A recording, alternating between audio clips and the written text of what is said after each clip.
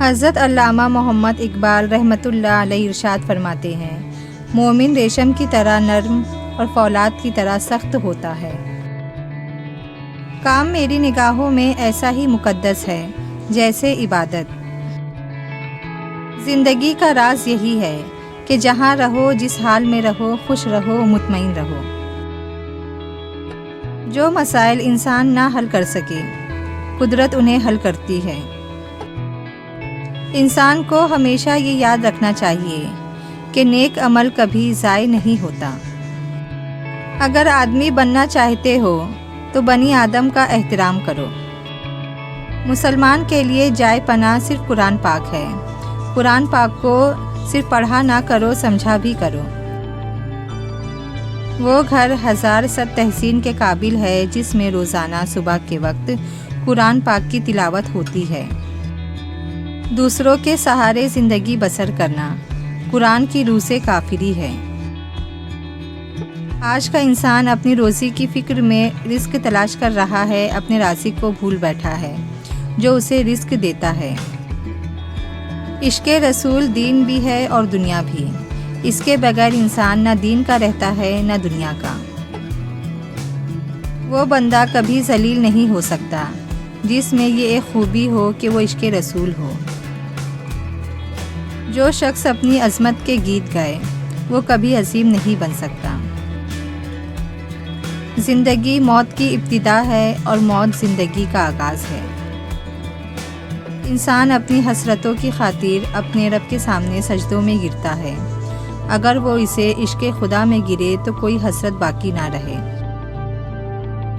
آج کل تعلیم زیادہ ہے اور علم کم ہے، جبکہ پہلے زمانے میں علم زیادہ تھا اور تعلیم کم۔ محبت کرنے والا بندہ خدا کی راہ پر چلتا ہے۔ مومن اور کافر دونوں سے محبت کا اظہار کرتا ہے۔ میں تمہیں مومن کی نشانی بتاتا ہوں، جب موت آتی ہے تو ہونٹوں پر مسکراہٹ ہوتی ہے۔ آپ کے ماضی سے حال نکلتا ہے اور حال سے آپ کا مستقبل جنم دیتا ہے۔ مصیبت کی طرح گمراہی بھی تنہا نہیں آتی۔